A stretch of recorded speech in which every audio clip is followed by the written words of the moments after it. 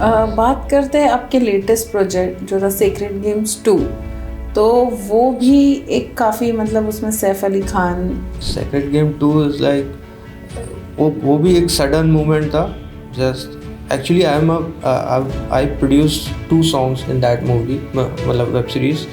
So suddenly उसका story भी काफ़ी इंटरेस्टिंग है। आपने बात करते हैं म्यूज़िक वीडियोस की, तो आपने अंकित तिवारी जी के साथ भी काम जी, किया हुआ है। अंकित तिवारी जी के साथ, यस। वो ट्रैक था टिप्स म्यूजिक से, वो बारिश का ही गाना था। यस, आपने भी बोला जब बारिश तब यस, नीचे तो वो गाना बारिश का ही था। वो आई थिंक उसको टाइम हो गया रिलीज हुए। और वो भी उसकी भी एक अच्छी स्टोरी है। तो सडनली हमने एक वो भी सडनली हुआ। वो भी ऐसे ही सडनली हुआ। आपका कोई फेवरेट है जिसके साथ आप काम कर चुके हो? फेवरेट तो मतलब हैं, जैसे सोनू निगम साहब हैं, उनके साथ already I have done two songs. अभी एक गाना रिलीज़ होगा, एक गाना ऑलरेडी अर्ध में ही था, जिंदगी।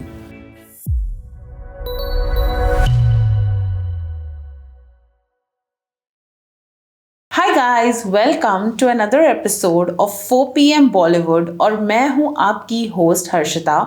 और आज मेरे साथ एक ऐसे इंसान है जो है साउंड के साइंटिस्ट और इमोशंस के इंजीनियर, जो बनाते हैं म्यूजिक, और अब उन्हीं की जुबानी उनकी कहानी सुनेंगे। So hi Saurabh, welcome to 4 PM Bollywood. Thank you so much Harshita. आप आए हो एक बहुत ही छोटे से गांव एमपी में जो है, एंड वहाँ से, तो सबसे पहले बताइए कि बॉम्बे का सफ़र कैसे हुआ? काफ़ी कठिन हुआ, काफ़ी कंफ्यूजिंग रहा लाइफ में। सबसे पहली बात कि लाइफ में कभी तय नहीं किया था कि मुंबई शहर जाके मैं म्यूज़िक बनाऊंगा सबसे पहले। बट ऐसा लाइफ में ऐसे टर्न आए जहाँ पे म्यूज़िक बनाने के लिए मतलब फैमिली ने भी प्रोत्साहित किया। और मेरे डैड हमेशा से चाहते थे कि मैं म्यूज़िक में कुछ करूं, तो उन्होंने हमेशा से मुझे म्यूज़िक की एक अच्छी शिक्षा दिलवाई। और वहाँ से करने के बाद कुछ ऐसी स्टोरी बनी कि मुंबई का सफ़र आ गया बीच में, और तब मैं इधर आ गया और म्यूज़िक बना रहा हूँ आज। वैसे बात करते हैं कहीं छोटे शहर से बॉम्बे में आने की, जी, तो 99% लोग होते हैं वो ज़्यादातर से एक्टिंग के टूवर्ड्स ज़्यादा अट्रैक्ट होते हैं। आपने म्यूज़िक का फील्ड कैसे चुना? वो आपको कैसे था कि म्यूज़िक का कॉलिंग कैसा है आपको? म्यूज़िक का मैं एक्चुअली हमेशा से म्यूज़िक मतलब जब आई थिंक मैं 10 या 11 साल का था, मेरे पिताजी हमेशा उनको हमेशा मतलब मेरे पिताजी का एक सपना था कि मैं म्यूज़िक, मेरा बेटा बनाए या कुछ करे म्यूज़िक में। तो उन्होंने वहीं के जो लोकल इंस्टीट्यूट्स होते हैं म्यूज़िक के, संगीत के, तो उन्होंने वहाँ पे मुझे पहले तो दाखिला दिलवाया। फिर वहाँ पे सीखना स्टार्ट किया म्यूज़िक।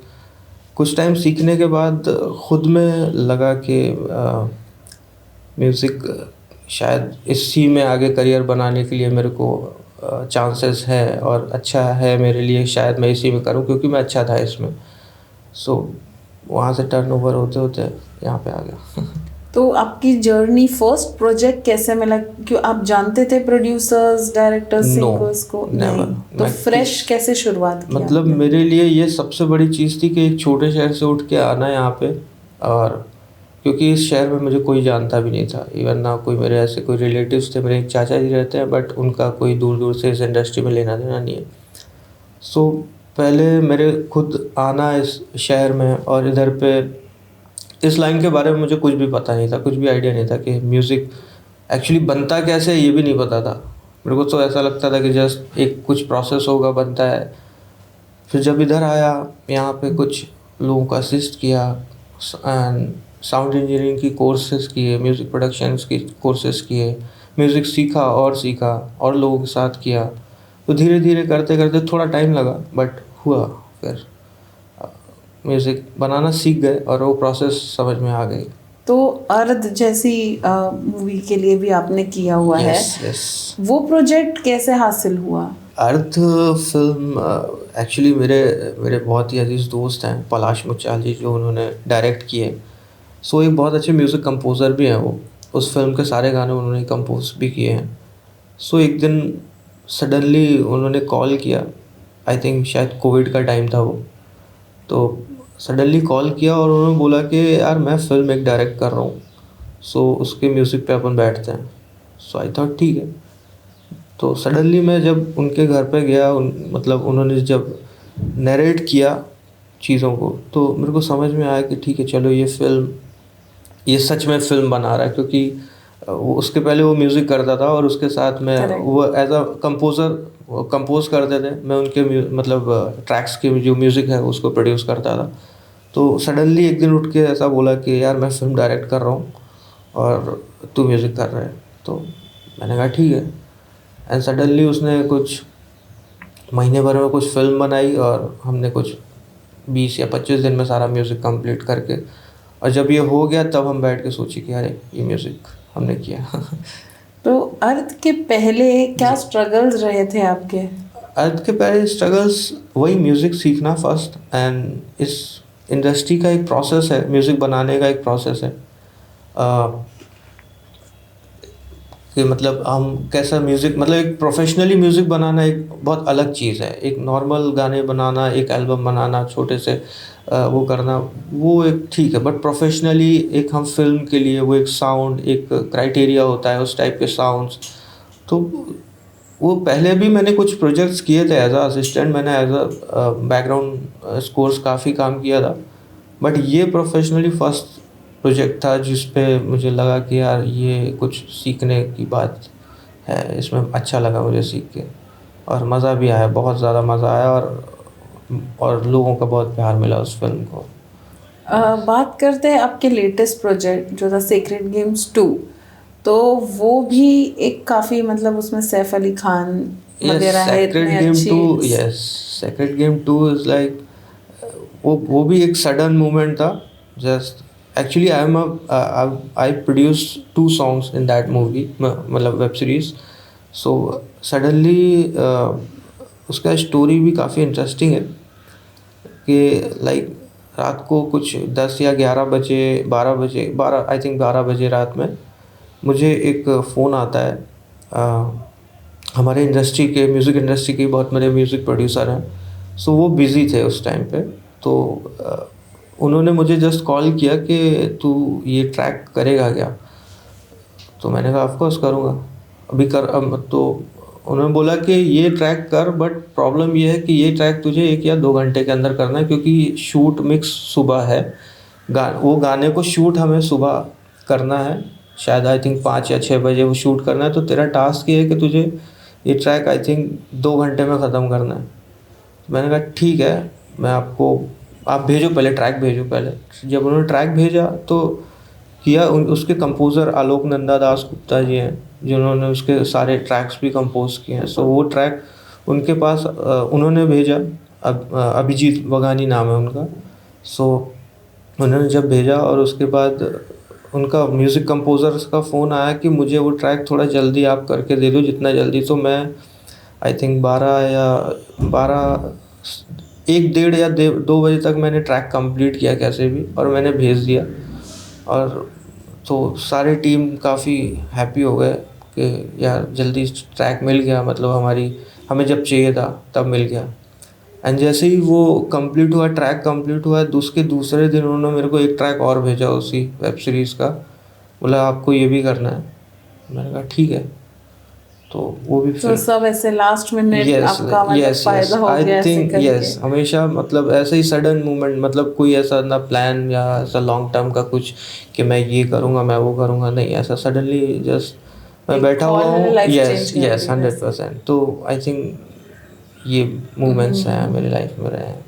तो ये तो 2 प्रोजेक्ट्स की बात हुई। जी। अब आगे क्या है पाइपलाइन में आप?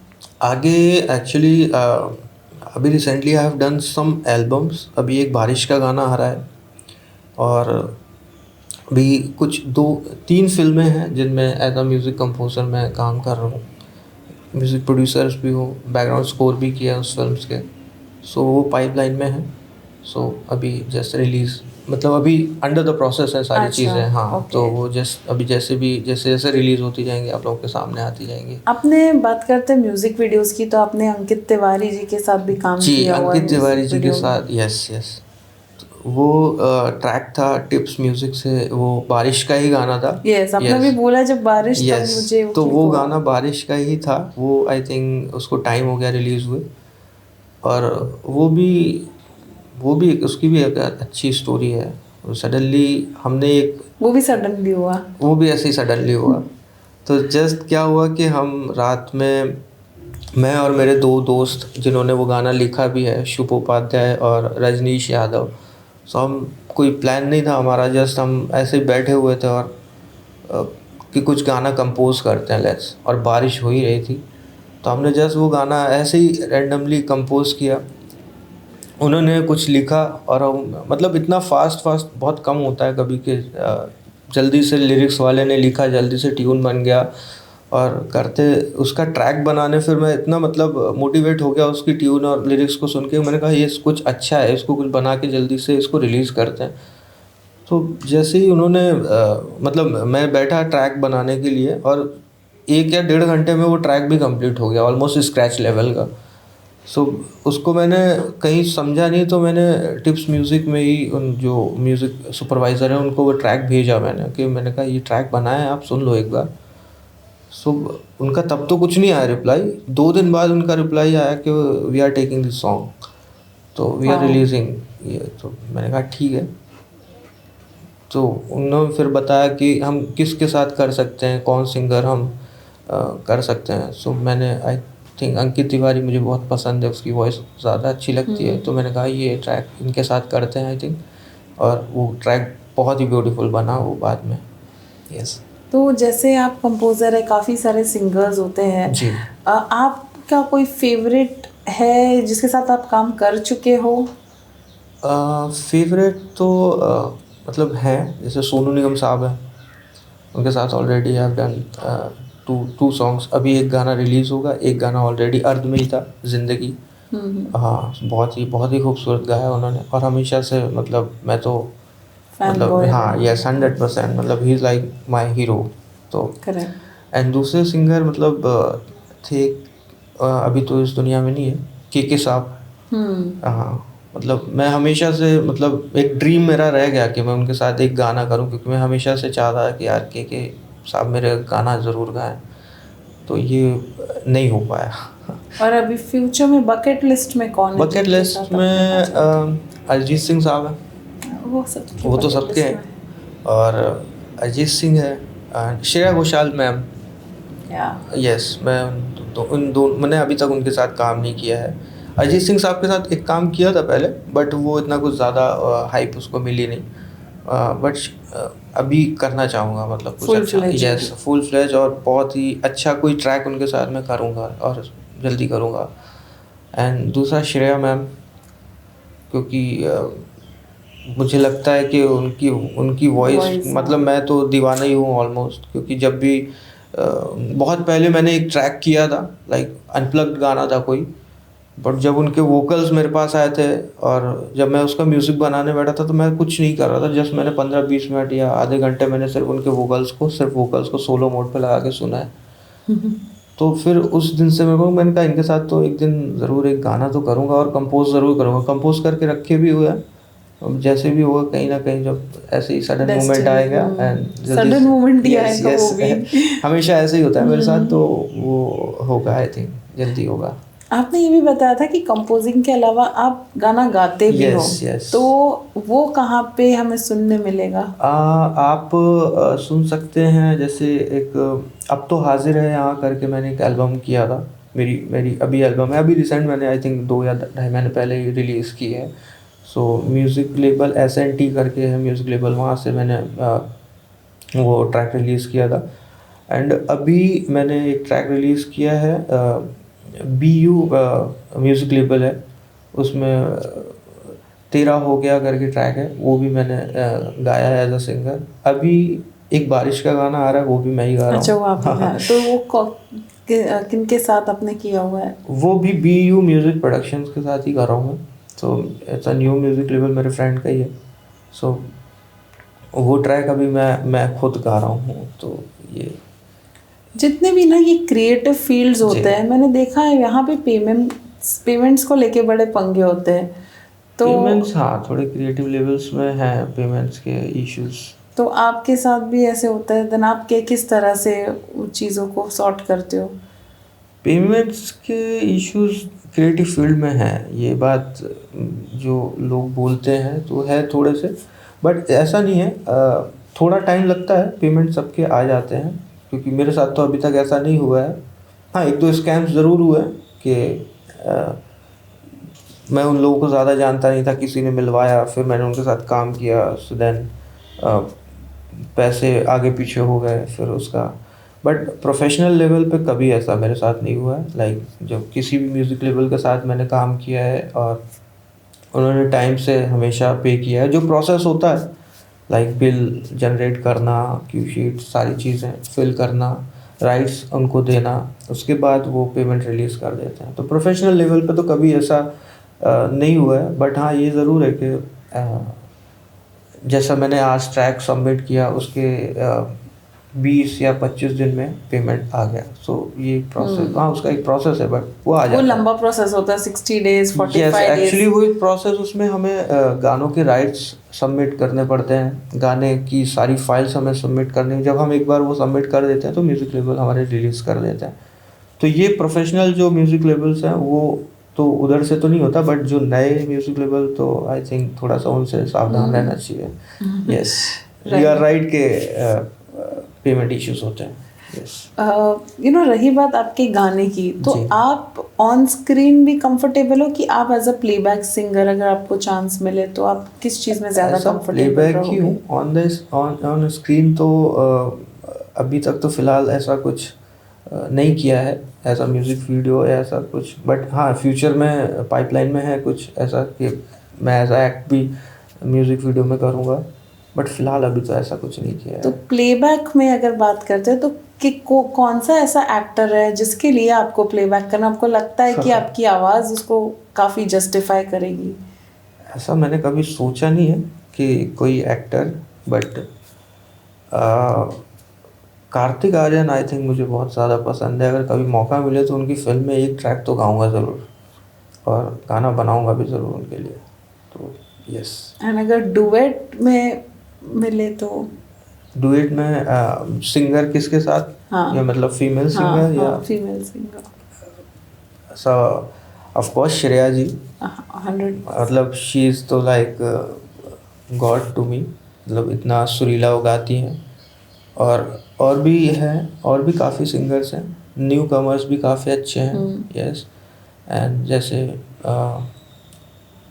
आपका शिल्पा राव जी हैं, अभी बहुत बहुत अच्छा गाती हैं वो। मतलब एक वो हो गए बस। तो फिलहाल ये दो।